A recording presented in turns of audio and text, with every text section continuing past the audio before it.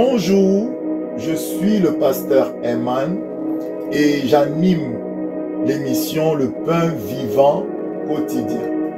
Cette émission est née d'un désir profond qui brûlait dans mon cœur de voir les enfants de Dieu, les enfants du Seigneur Jésus-Christ être enseignés, équipés et qu'ils puissent grandir jusqu'à la stature parfaite de Christ. Et donc cette émission est diffusée tous les jours du lundi au samedi de 7h à 7h30. Sans plus tarder, je vous laisse suivre l'émission. Bonne journée et que Dieu vous bénisse.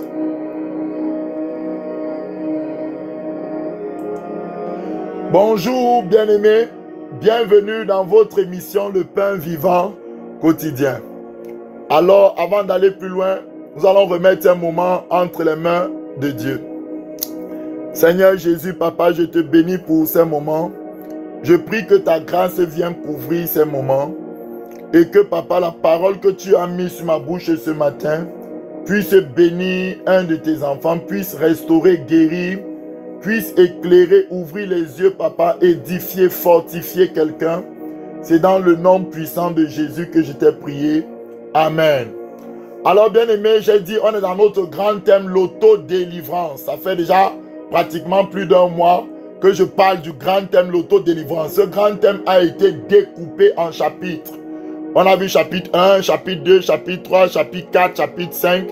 Et aujourd'hui, on est au chapitre 6 qui parle de la malédiction sous la nouvelle alliance. Est-ce que sous la nouvelle alliance, il y a encore des malédictions? Donc ce chapitre est là pour répondre à cette question-là, parce que dans le corps de Christ, il y a des interrogations par rapport à ça. Il y a des personnes qui peuvent se demander, est-ce que vraiment je suis une nouvelle créature, je ne suis plus donc sous les malédictions, etc. Donc ce chapitre va répondre à beaucoup de questions que certains se posent. Alléluia.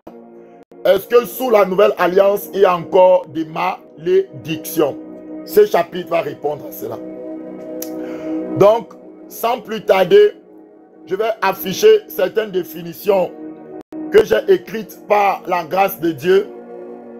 Je vais aller chercher les définitions avant d'entrer dans les versets bibliques. Qu'est-ce que la Bible nous dit ici? Bon, pas la Bible, pasteur Eman, votre frère en Christ, voici ce que moi j'ai écrit. Maudit signifie mal dit, maudit, ça deux syllabes, c'est peut dire ça. Mot, comment on dit, les mots. Tu peux avoir les mots de tête, donc quelque chose de mauvais, quoi, mot. Et puis dit, donc maudit, comme elle est dit ensemble, maudit signifie mal dit. De la même manière, dans le sens opposé, béni signifie bien dit. Donc, lorsque tu parles bien de quelque chose ou de quelqu'un, tu es en train de relâcher la bénédiction. Jésus-Christ a dit, par exemple, lorsque vous entrez dans une maison, dites la première chose, que ma paix vienne dans cette maison. Et la Bible dit que si un enfant de paix dans cette maison, la paix qui a sur vous viendra sur lui. Ça veut dire que Jésus nous appelle à la bénédiction. Donc la première chose que tu fais quand tu entres dans une maison, c'est que tu relâches la bénédiction. Alors nous allons aller, qu'est-ce que la malédiction donc? J'ai défini d'abord les verbes, béni, maudit. Maintenant je vais définir malédiction par ceci. La malédiction, ce sont des paroles par lesquelles on souhaite du mal à quelqu'un. Donc il y a des paroles qui sont libérées, mais le but de ces paroles-là, on souhaite vraiment le mal à quelqu'un. Au moyen des imbrécations, on peut faire des imbrécations, on peut faire des incantations, ou on peut même appeler sur la personne la colère de Dieu. Ça, c'est déjà la malédiction. Ça, c'est l'acte de poser. Ça c'est maudire. Ça, c'est envoyer une malédiction sur quelqu'un. Alléluia. Alors, après avoir dit ça de même, la bénédiction, c'est quoi? Ce sont des paroles, alléluia, par lesquelles on souhaite du bien à quelqu'un. Au moins, par exemple, des prières. Au moins, tu peux prier pour quelqu'un. Tu peux proclamer la parole de Dieu sur lui. La prière se fait en cachette. De même ici que l'imbrécation, les incantations se font souvent en cachette. La personne n'est même pas au courant, mais on a lancé des paroles sur lui. De la même manière, la prière, normalement, doit se faire dans le lieu secret. La Bible dit que si tu pries, entre dans le secret. Et ton Père qui est dans le secret va voir ce que tu dis dans le secret et va le rendre publiquement. Donc, la prière ici se fait dans le secret en appelant sur la personne, en libérant les bonnes bénédictions que Christ a acquises à la croix pour lui. Alléluia. Alors, on va lire un verset qui est très intéressant. C'est l'apôtre Pierre qui nous parle. Tu vas te positionner dans 1 Pierre 3. Par la grâce du Saint-Esprit, 1 Pierre 3 à partir du verset 8. La Bible nous dit, enfin, soyez tous animés des mêmes pensées et des mêmes sentiments, pleins d'amour fraternel, de compassion et d'humilité. Alléluia. Donc, on doit être rempli d'amour fraternel les uns pour les autres, d'avoir compassion et être humble. Le verset 9 me dit ceci, ne rendez point le mal pour le mal. C'est-à-dire que si quelqu'un te fait du mal, ne lui rends pas le mal. Quelqu'un t'a giflé, Jésus dit, présent l'autre jour, quelqu'un t'a insulté ou injure pour injure. Quelqu'un t'a insulté, quelqu'un t'a méprisé, quelqu'un t'a rabaissé. Ne lui rends pas l'injure, ne l'insulte pas. Qu'est-ce qu'il faut faire? Bénissez. Je vous ai dit que bénir, c'est quoi? C'est le fait de libérer des bénédictions, c'est le fait de parler bien. Donc bénissez au contraire, car c'est à cela que vous avez été appelés, afin d'hériter la bénédiction. Donc plus tu bénis les personnes qui sont autour de toi, plus tu bénis ceux que Dieu a mis autour de toi, plus c'est une source de bénédiction, plus tu vas hériter les bénédictions que Christ a acquis pour toi dans le lieu céleste, plus Dieu va te confier plus de bénédictions à libérer sur les gens. Tu vas devenir de plus en plus une source de bénédiction, une source qui arrose les autres. Alléluia. C'est ce que ça veut dire ici. Bénissez au contraire, c'est-à-dire libérez de bonnes paroles, bénissez les gens. Ne les maudissez pas, car c'est à cela Dieu vous a appelé à la bénédiction. Dieu m'a appelé à la bénédiction. Alors, on va lire le verset 10 de ceci. Si quelqu'un en effet veut aimer la vie et voir ses jours heureux, si tu veux avoir les jours heureux sur la terre, ça dépend de la manière dont tu te comportes avec ta langue. Qu'il préserve sa langue du mal et ses lèvres de paroles trompeuses. C'est-à-dire que ne fais pas de faux témoignages contre quelqu'un. Ne parle pas mal contre quelqu'un. Alléluia. Préserve ta bouche du mal. Préserve ta langue du mal pour voir tes jours sur terre heureux. C'est ce que la Bible nous dit ici. Si tu veux aimer la vie. Alors, je vais dire, on va aller dans Proverbe. On est en train de parler, on est en train de poser les bases de la malédiction. D'où est Proverbe? Dans Proverbe. Proverbe 18. Merci Seigneur pour ton amour et pour ta grâce. Proverbe 18 à partir du verset 20 à 21. Tu es glorieux et merveilleux. La Bible dit ceci, c'est du fruit de sa bouche que l'homme rassasie son corps. On n'a pas dit le chrétien. Que ce soit le païen comme le chrétien, c'est ce qu'il dit là. Que son corps sera rassasié. Quelqu'un qui dit tous les jours, je suis fatigué. Ouais, c'est encore quel genre de journée ça? Ouais, je suis tellement malheureux. Tout ce qu'il dit là, il va avoir une fatigue, même physique, une lourdeur dans son corps, à cause des paroles négatives qu'il proclame lui-même. Et la Bible nous dit, c'est du produit de ses lèvres qu'il se rassasie. Par exemple, quelqu'un est malade, même s'il n'est pas chrétien, et que le médecin lui dit, bon, tu vas mourir. S'il commence à déclarer, s'il se voit déjà mort dans sa tête, et il commence à déclarer la mort, il commence à pleurer et tout, et on lui avait donné 2-3 mois, vous allez voir que peut-être même avant les 2-3 mois là, la maladie dont on a parlé peut l'emporter. Mais s'il est positif, s'il dit non, je vivrai, je ne mourrai pas, il commence à parler même de bonnes paroles sur sa propre vie, même si il n'est pas chrétien, s'il parle seulement des paroles. La Bible me dit du produit de ses lèvres qu'il se rassasiera. Ces paroles-là vont affecter sa chair, ses os. Voilà pourquoi il est important, avant de parler, de tourner sérieusement ce qui sort de nos bouches. C'est très important, bien aimé. D'ailleurs, Dieu ne donne pas l'autorité à quelqu'un qui parle mal. Quand tu commences à parler mal tout le temps, ce que Dieu fait, il t'enlève l'autorité. C'est-à-dire quoi? C'est-à-dire que tu vois que ta parole n'a pas de pouvoir. Ta parole ne peut pas changer les gens. Ta parole n'arrive pas à affecter ton environnement. Ils sont toujours les mêmes. Alléluia. Parce que Dieu n'est plus derrière tes mots. Dieu n'appuie plus tes mots. La Bible dit, verset 21, la mort et la vie, mets ce verset en rouge, sont au pouvoir de la langue. Je dis bien de ta langue à toi. Quiconque l'aime en mangera les fruits. Tu vas dire avec moi, Seigneur, je reconnais que la mort et la vie sont au pouvoir de ma langue. La Bible dit, j'ai mis devant toi la mort et la vie. Où? Dans ta langue. Et quand je dis devant toi, ce n'est pas forcément que c'est un choix que tu dois faire. Non, c'est la manière que tu dois parler, la manière que tu dois penser, ton système de pensée. Tes paroles doivent choisir la vie. Tu dois parler comme Jésus, tu dois agir comme Jésus. Quiconque l'aime en mangera les fruits. Donc si tu aimes la mort, si tu décides de parler de la mort, c'est la mort que tu vas manger. Mais si tu décides de parler de la vie, c'est la vie que tu vas avoir. Alléluia. C'est ce que nous dit ce verset. Donc, on a vu dans 1 Pierre 3 que j'ai lu tout à l'heure que on a été appelé à bénir. Ton appel, mon appel, c'est bien parler, c'est de bénir. Alléluia. Alors, on va aller dans Éphésiens 1, verset 3. Saint-Esprit, je te dis merci pour ta grâce et pour ton amour. Parce que tu nous aimes et tu nous délivres du malin. Au nom puissant de Jésus de Nazareth. Éphésiens, merci Saint-Esprit.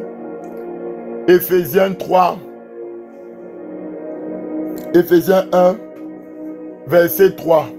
Que nous dit la parole d'Élohim. Écoutez. Béni soit Dieu le Père de notre Seigneur Jésus-Christ qui nous a bénis de toutes sortes de bénédictions spirituelles dans les lieux célestes en Christ.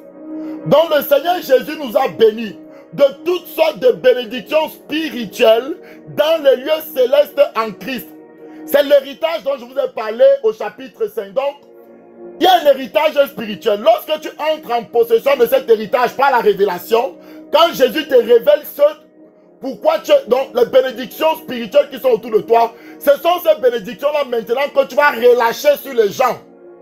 Par exemple, quelqu'un qui a eu la révélation que Jésus a guéri l'humanité par les meurtrissures de Jésus, il va proclamer les paroles de guérison sur les malades qui l'entourent. Il va relâcher la guérison qui a déjà été acquise en Christ il y a 2000 ans sur ceux qui l'entourent. Peut-être quelqu'un dit, ouais, j'ai un cancer.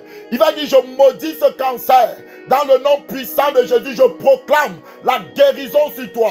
Au nom puissant de Jésus de Nazareth. Gloire à Dieu. Donc nous devons bénir et non maudire. Donc Dieu nous confie des bénédictions spirituelles, notre héritage. On dit c'est à cela que vous avez été appelés afin d'hériter la bénédiction.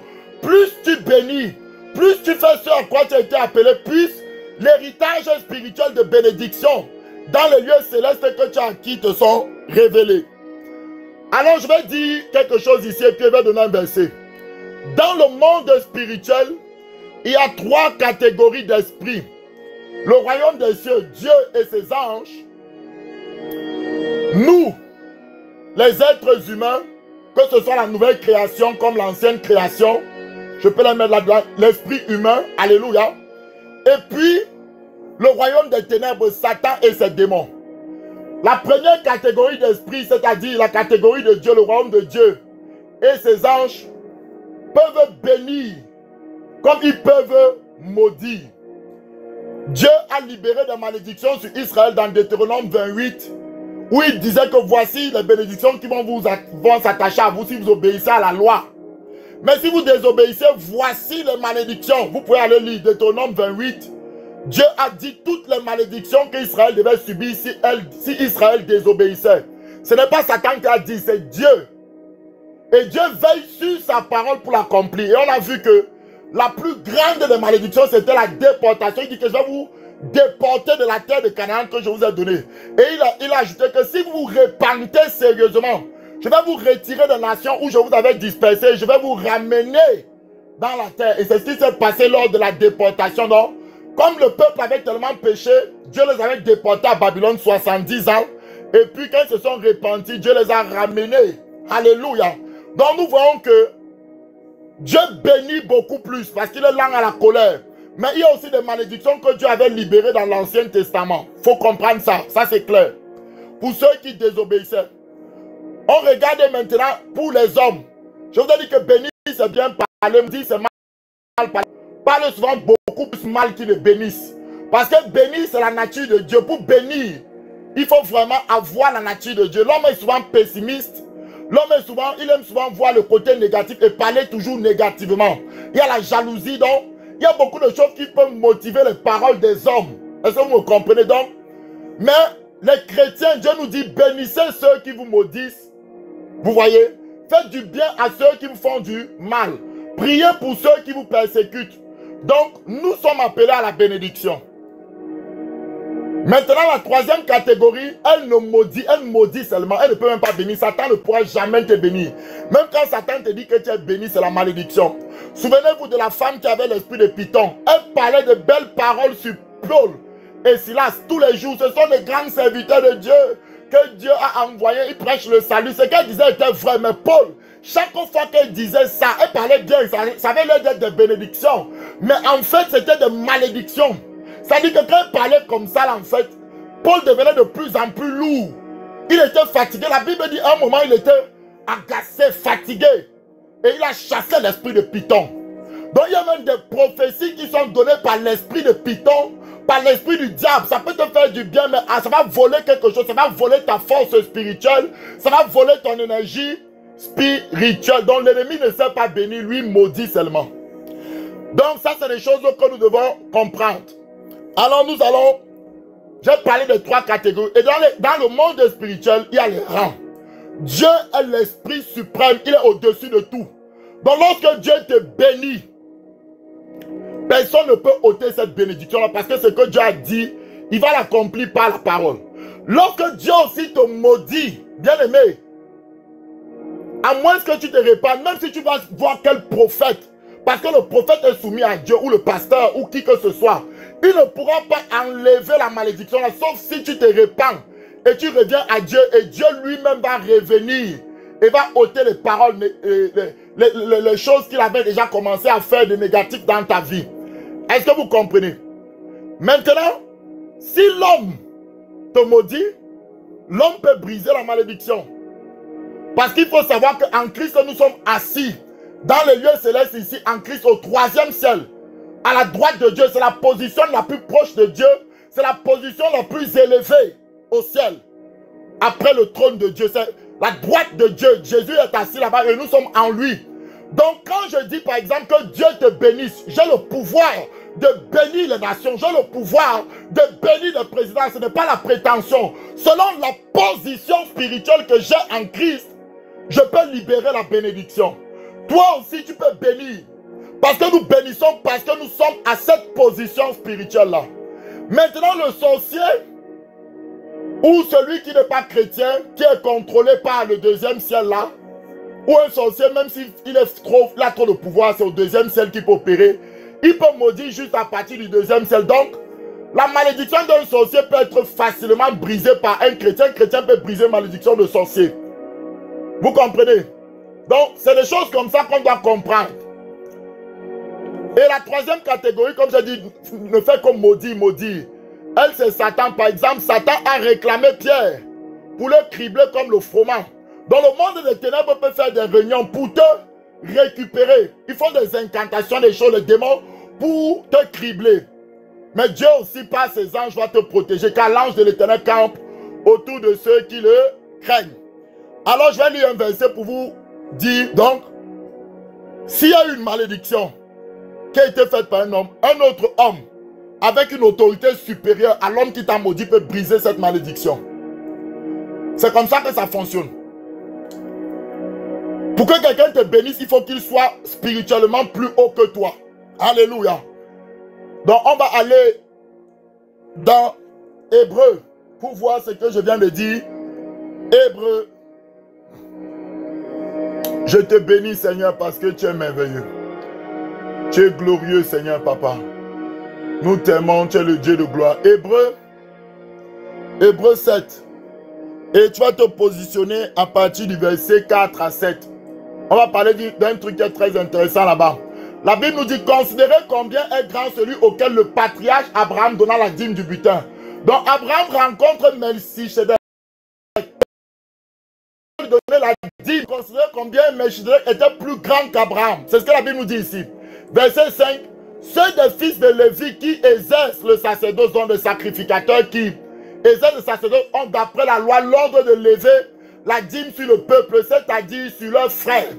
Cependant sont issus des reins d'Abraham. Le verset 6 dit, et lui qui ne tirait pas de son origine, il leva la dîme sur Abraham et il bénit celui qui avait les promesses. Le verset 7 nous dit quoi? Or, c'est sans contredire l'inférieur qui est béni par le supérieur. Ça, c'est la phrase que je voulais que tu comprennes. Donc même dans le domaine de la bénédiction, celui qui est au-dessus de toi spirituellement peut te bénir. Les pasteurs, par exemple, ont la charge de bénir le peuple de Dieu. Moïse avait été établi sur la nation d'Israël. Donc, il avait un degré supérieur. Bien aimé, il y avait des pasteurs en Israël, il y avait des prophètes en Israël, mais Moïse, Dieu dit de Moïse que s'il y a un prophète parmi vous, je lui parle par songe, par ceci, mais en ce qui concerne Moïse, il est mon ami. Lui, je lui parle face à face. Alléluia. Donc Moïse avait été établi sur la nation d'Israël. Et quand il bénissait, il pouvait bénir tout le peuple selon l'autorité spirituelle qu'il avait acquis dans le Seigneur. De la même manière, en Christ, nous sommes tous des enfants de Dieu. Nous avons tous reçu le nom de Jésus, mais nous n'avons pas tous ou nous n'exerçons pas tous l'autorité de Christ au même niveau. Parce que selon la fidélité que nous avons en Dieu, Dieu nous élève dans le monde spirituel. Au temps de Jean-Baptiste était le prophète le plus élevé d'après les paroles de Jésus. Et toutes les nations venaient à lui. Donc il était une bénédiction pour les nations. Il pouvait bénir les nations. Voilà pourquoi Jean-Baptiste a interpellé Hérode. Parce qu'il était au niveau. Il pouvait parler à Hérode. Hérode était roi sur Israël, mais lui il était prophète sur Israël. Il pouvait donc interpeller Hérode, de même que au temps de David, quand David a péché, Nathan est venu. Lui, il l'a interpellé parce que Nathan n'était pas un petit prophète. Nathan était un prophète au niveau d'Israël. Il pouvait aller parler à un roi sans que le roi ne puisse lui faire quoi que ce soit. De la même manière, Moïse a été envoyé vers Pharaon, vers un pays, parce qu'il avait atteint avec Dieu le niveau de parler avec le pays. Alléluia. Gloire à Dieu. La Bible dit de Jérémie, je t'ai établi sur la nation. Ce que tu vas arracher sera arraché et ce que tu vas planter sera planté. Donc c'est Dieu qui établit, c'est Dieu qui investit de l'autorité. Alléluia. Gloire à toi Seigneur, j'aime cette parole. La parole de Dieu est merveilleuse et elle est glorieuse. Donc, je prends l'exemple. Si ton père n'est pas chrétien et que toi tu es chrétien, toi ton esprit est passé dans le 3e ciel. Tes paroles ont du poids plus que les paroles de ton papa. Je sais que ce que je dis là, certains ne vont pas le comprendre. Écoutez-moi bien. Maintenant, si ton père te maudit et que sa malédiction est sans cause, tu ne l'as pas déshonoré parce que tu es un enfant de Dieu, il faut obéir à ses parents. Tu n'as pas fait quelque chose pour lui faire du mal. Cette malédiction-là n'a aucun effet sur toi parce que vous n'êtes pas au même niveau du côté spirituel.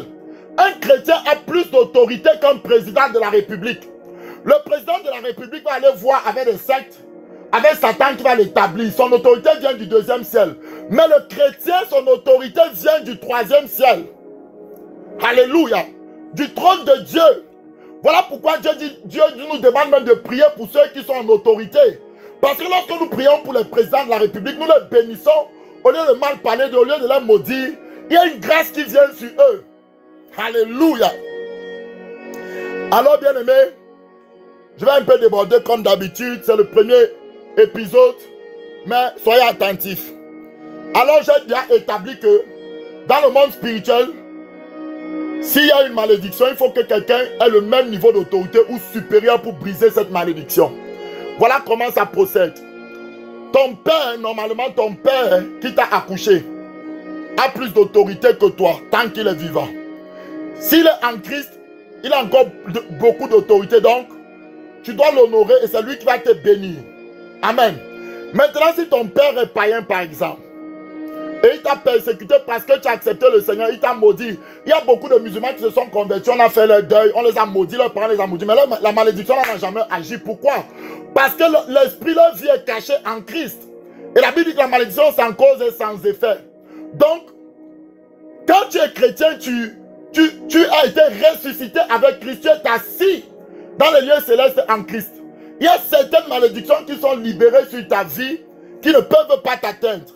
Mais il y a d'autres malédictions, par contre, que Dieu va te demander de les briser. Et c'est ce que nous allons voir tout au long de cette de ce chapitre 6. Alors, je vais lire un passage clair. Donc, je suis béni de toutes sortes de bénédictions. Et mon rôle à moi, c'est de libérer ces bénédictions sur les gens qui m'entourent. Par exemple, je vois quelqu'un qui est malade, je libère la grâce. Je vois quelqu'un qui culpabilise à cause du péché, je libère la grâce de la rédemption. Je lui montre comment Christ a pardonné ses péchés. Je lui montre qu'il a la grâce pour l'aider à vivre au-dessus du péché. Il peut dominer sur la masturbation, sur ça. Je ne le condamne pas, je libère la grâce. Alléluia. Et si mon frère a péché, je vais le voir, comme dit la parole, je lui dis ce qu'il a fait. S'il n'écoute pas, je prends quelqu'un d'autre, je vais le voir. Et s'il n'écoute pas, l'église, s'il n'écoute pas, il est considéré comme un païen. Au nom de Jésus. Alors, on va aller voir quelque chose. J'ai parlé des paroles, la puissance des paroles. La Bible nous dit, et c'est par là qu'on va chuter, Ésaïe 55. Seigneur, je te bénis parce que tu es le Dieu de gloire. Roi de gloire. Oh Jésus, nous t'adorons et nos cœurs humiliés. Donc ici, Ésaïe 55, verset 8 me dit quoi? Car mes pensées ne sont pas vos pensées et vos voix ne sont pas mes voix, dit l'Éternel. Verset 9. Autant les cieux sont élevés au-dessus de la terre, autant mes voix sont élevées au-dessus de vos voix. Donc, ce que tu penses va t'amener à agir. La manière que tu penses va t'amener à poser des actions. Voilà pourquoi la Bible dit de l'abondance du cœur, la bouche parle, le corps agit. Quand j'écoute quelqu'un parler, je peux comprendre quel a été son système de pensée. Comment il a pensé, qu'est-ce qui a motivé ses actions après. Alléluia. Et la Bible dit, et mes pensées sont au-dessus, donc les pensées de Dieu sont au-dessus des pensées de l'homme. Et les voix de Dieu sont au-dessus des voix de l'homme. Alléluia. On va aller au verset 10. La Bible nous dit ceci. Comme la pluie et la neige descendent des cieux et n'y retournent pas sans avoir arrosé, fécondé la terre et fait germer les plantes, sans avoir donné de la sémence au semeur et du pain à celui qui mange. Que nous dit la parole, verset 11? Ainsi en est-il de ma parole, qui sort de ma bouche et elle ne retourne point à moi sans effet, sans avoir accompli ma volonté et accompli mes desseins. Bien aimé, Dieu dit que lorsqu'il parle, sa parole ne va jamais revenir à lui sans accomplir pourquoi c'est sorti, jamais. Et tu es fait à l'image de Dieu. Ça veut dire que lorsque l'homme ou la femme parle, la parole qui est sortie là ne reviendra pas à l'homme là qui a dit, sans accomplir quelque chose. Voilà pourquoi la vie et la mort sont au bout de la langue. Il faut faire attention à ce que tu parles. Par exemple, dans les foyers, il m'est arrivé, moi je suis votre frère en Christ, il m'est arrivé que moi et mon épouse, on se querelle, on se dispute. Et souvent, à cause du fait que je manquais de maîtrise de soi, je pouvais arriver à dire certaines paroles qui ne sont pas bonnes. Or, moi je suis l'époux de mon épouse. Donc, j'ai l'autorité. Vous comprenez, par rapport à ma position de chef. Quand je libère ces paroles-là, elles ne vont pas revenir sans accomplir quelque chose. Vous comprenez donc? Il faut qu'on comprenne ces choses. Tu es père de famille. Tu parles mal sur tes enfants. Bien aimé, ces paroles-là ne retourneront pas à toi sans accomplir. Tu dis que l'enfant, tu es bête, tu ne vaux rien, tu échoueras. Tu es vraiment le malheur de la famille. Quand tu dis comme ça, il sera vraiment le malheur. Il va alors amener le vrai malheur. Là, peut-être ce que tu voyais, c'était que l'ombre du malheur. Le vrai malheur arrive parce que tu es en train de parler. Et la parole ne va pas retourner à toi sans accomplir. Donc il faut savoir que tu as été fait à l'image de Dieu. Même pour que les hommes viennent au salut, qu'est-ce que Dieu utilise? La prédication de la foi par la bouche des hommes. Comment se convertiront-ils si personne ne parle? Donc quand je parle comme je parle ce matin, beaucoup sont bénis. Tellement de personnes qui m'écrivent, qui m'envoient des textos. Merci pasteur pour ce passage. Merci des témoignages personnels que je reçois. Donc je sais que c'est une bénédiction pour ceux qui m'écoutent. Alléluia. Et mon but c'est que vous soyez bâtis dans vos vies. Vous allez de plus en plus de progrès en progrès. Que Dieu vous bénisse de plus en plus. Amen. Donc ici, la Bible dit que les pensées ne sont pas nos pensées. Ça veut dire que la parole n'est pas simplement ce que je dis. Puisque la Bible dit de l'abondance du cœur. Donc la parole est dans ton cœur et puis elle va sortir. Donc ce n'est pas forcément les mots que tu dis. La parole est déjà en toi par les pensées. On va aller voir ça dans Somme 139 à partir du verset 2 à 4. Faisons attention même à nos pensées. Faisons attention aux pensées. Somme 139, verset 2 à 4. La Bible dit, tu sais quand je m'assois et quand je me lève, c'est David qui parle. Tu pénètres de loin ma pensée. Donc Dieu connaît déjà la parole qui n'est même pas exprimée. Parce que la parole peut être exprimée de manière audible. La parole peut être visuelle. La Bible dit que la parole de Dieu s'est révélée à Abraham par une vision. Donc Dieu peut venir par vision te parler, par des songes. Je répandrai mon esprit sur toute chair. Donc c'est ça, tout ça c'est la parole. La parole peut être écrite. Par exemple, la Bible c'est la parole écrite de Dieu. Quand j'écris une lettre, la parole peut être écrite. La parole est écrite dans le cœur des chrétiens.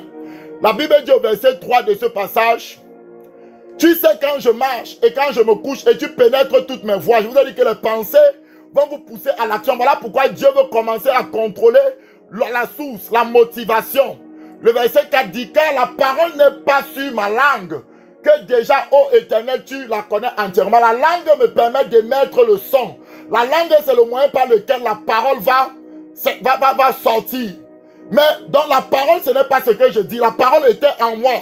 Et elle sort maintenant au travers de ma voix, au travers de ma langue, au travers de la parole. Dans la Bible ici que car la parole n'est pas sur ma langue, que tu la connais déjà, ô Éternel, tu la connais entièrement. Alléluia. Voilà pourquoi la Bible nous demande, Philippiens 4, versets 6 à 8. Philippiens 4, versets 6 à 8. Philippiens 4, verset 6. Merci Seigneur, à 8. Ne vous inquiétez de rien. Parce que quand tu t'inquiètes, tes pensées sont agitées, tu n'es pas calme. Voilà pourquoi il faut toujours méditer la parole, toujours être dans la présence de Dieu. Mais en toute chose, faites connaître vos besoins à Dieu. Pas de prière, pas de supplication, avec des actions de grâce. Le verset 7 dit, et la paix de Dieu qui surpasse toute intelligence gardera vos cœurs et vos pensées en Jésus-Christ. Vous voyez? Donc ton cœur et tes pensées doivent être gardés en Jésus. Verset 8 qui est le verset important.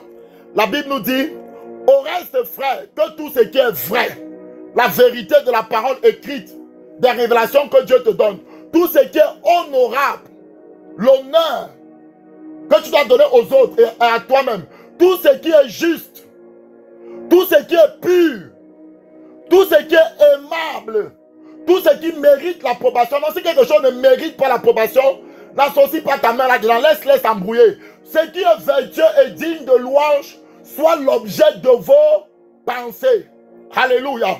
Donc ce qui doit faire l'objet de tes pensées. Donc ne pense même pas aux choses négatives. Ne pense pas, pense à la parole. Pense aux choses que Dieu a fait pour toi. Remercie le Seigneur. Voilà pourquoi on dit de rendre grâce à Dieu en toutes choses. Gloire à Dieu. Merci Saint-Esprit pour cette parole de ce matin. Merci Seigneur. Donc demain je vais continuer. Je voulais m'arrêter là. Qu'est-ce que je voulais faire comprendre? Donc, par les paroles qu'on prononce, il y a quelque chose qui est lié, bien aimé. La parole quand elle sort, elle ne retourne pas sans accomplir. Et tu es fait à l'image de Dieu. Maman, Papa, Dieu t'a établi sur ta maison. C'est toi le chef de la femme. Et la femme est établie sur la maison. Dans son foyer, la Bible dit que la femme sage bâtit sa maison. Donc une femme peut renverser sa maison par ses paroles et par ses actions, par ses pensées. Si toi, en tant que mari, tu dis à ta femme que tu vas mourir, tu es un malheur pour moi, ces paroles-là sont négatives. Les démons vont les récupérer pour aller amener la mort prématurée dans ta maison. Mais si toi, tu parles les bonnes choses sur ta femme, sur tes enfants, c'est là où Dieu va faire de grandes choses aussi par rapport à cela. Papa, parlez bien sur vos enfants. Alors, avant de finir, je veux que nous prions quelques minutes. Demain, on va continuer, vous allez voir, c'est très intéressant. Je veux que nous prions quelques minutes. Je veux que tu retires toutes les mauvaises paroles que tu as prononcées. Les mauvaises pensées que tu as eues sur toi-même. On voit ici que ce que tu proclames sur ta vie, ça va entrer dans tes os. Ton corps va se rassasier de ça. Tu vas dire, Seigneur, je retire toutes les mauvaises paroles que j'ai prononcées contre mon frère, contre ma soeur, contre ma propre vie. Dans le nom puissant de Jésus, toute parole de malédiction que j'ai prononcée sur ma femme, sur mes enfants, sur mon mari. J'ai dit mon mari est un vaurien. J'ai dit ma femme, elle ne vaut rien. Elle ne sert à rien. Mes enfants sont bêtes. Papa, je brise ces paroles. Je retire ces paroles dans le nom de Jésus. J'annule l'effet de ces paroles. Toutes paroles négatives qui ont été prononcées sur moi, pas de frères, pas de sœurs en Christ. Je détruis cela dans le nom suprême de Jésus de Nazareth. Toutes paroles négatives prononcées par ton père, par ta mère, par tes frères, par tes sœurs sont détruites dans le nom de Jésus de Nazareth. Et je relâche la bénédiction sur ta vie. Je relâche la grâce sur ta vie. Je relâche la paix sur ta vie. Je relâche l'abondance sur ta vie. Dans le nom de Jésus, j'ai ainsi prié. Amen. Bien-aimés, je vous aime.